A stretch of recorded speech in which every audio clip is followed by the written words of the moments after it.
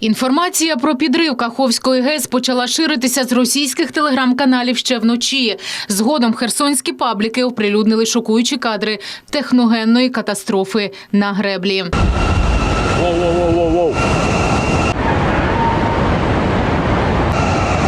Кран, смотри, падає! Близько 6-ї ранку голова Херсонської обласної військової адміністрації записує звернення до жителів області і закликає негайно евакуюватися. Російська армія здійснила черговий акт терору.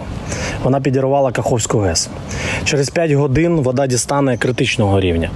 Розпочалася евакуація мешканців небезпечних районів. За інформацією обласної військової адміністрації, на правобережжі Херсонщини під загрозою затоплення села Миколаївка, Ольгівка, Тягинка, Понятівка, Іванівка, Токарівка, Придніпровське, Садове та частково місто Херсон, острів Корабел. Цей мікрорайон знеструмили, відключили і газ.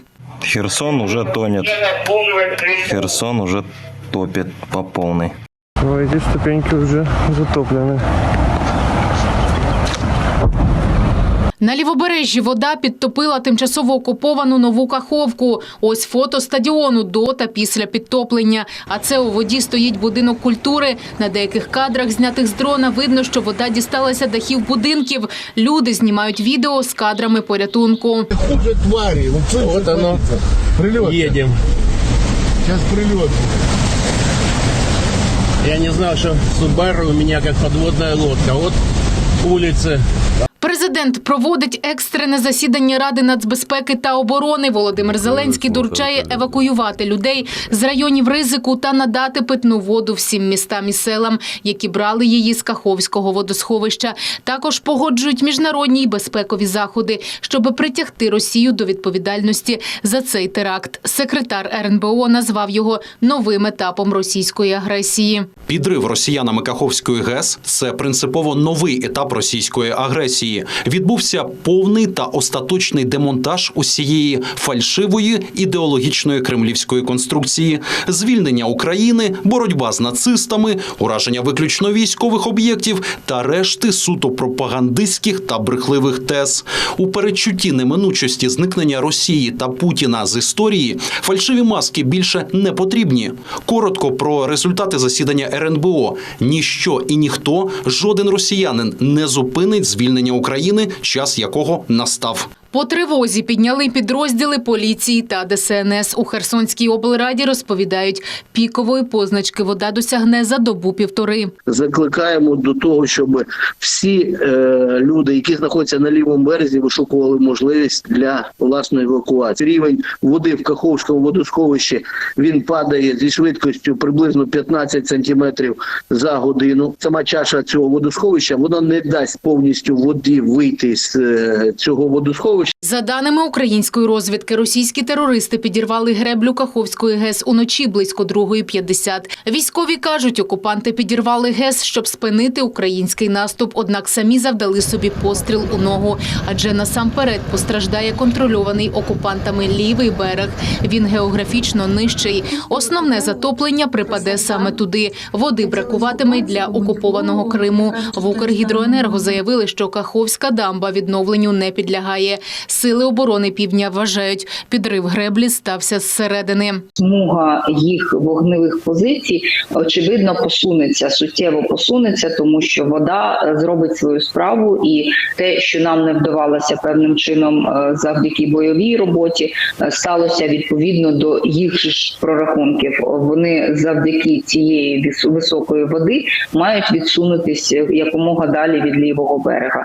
А це означатиме, що трошки легше буде херсонцям на правому березі стосовно обстрілів. В Енергоатомі пояснили, підрив рашистами дамби на ситуацію на Запорізькій електростанції в окупованому Енергодарі може мати негативні наслідки для ЗАЕС. Проте ситуація контрольована. Зниження рівня води в Каховському водосховищі – додаткова загроза для АЕС. Адже вода треба, щоб станція отримувала підживлення для конденсаторів турбін і систем безпеки ЗАЕС.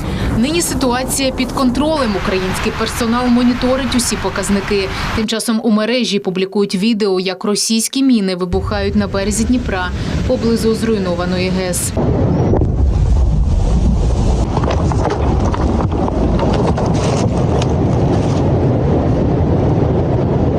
Екологи вже говорять про наслідки екоциду, можлива загибель унікальних тварин та забруднення питної води. Нижче греблі будуть затоплені смітники, вигрібні ями, туалети. Всіх сільськогосподарських тварин не вивезуть і їхні трупи будуть у воді, тому виникнуть ризики захворювань. Джерела водопостачання відкриті, там колодязі, криниці в зоні затоплення будуть всі непридатні тривалий час для вживання. Тобто, що людям пити, навіть коли вода зійде, вона ж там не буде стояти вічно, вона зійде вниз. І все це забруднення потече вниз. Тим часом російські пабліки спершу поширювали дезінформацію, ніби ГЕС зруйнувалася через застарілі конструкції. Потім версію змінили. Поширювали фейк про удар українськими військами, а деякі рашисти своїх справжніх намірів не приховують і закликають до подальших терактів. Если это все пройдет без потерь, то можно вообще хоть все дамбы на Днепре повзрывать, только на пользу. На Днепре есть еще другие ГЭС, с которыми, я думаю, стоит разобраться. Підірвавши греблю Каховської ГЕС, Росія остаточно довела, що є загрозою для всього цивілізованого світу. Адже лише справжня держава-терорист може влаштувати техногенну і екологічну катастрофу такого рівня, кажуть у Службі безпеки. Там відкрили кримінальне провадження за фактом підриву дамби. Розпочали розслідування за статтями «Порушення законів і звичаїв війни» та «Екоцид». Ганна Рибалка, 5 канал.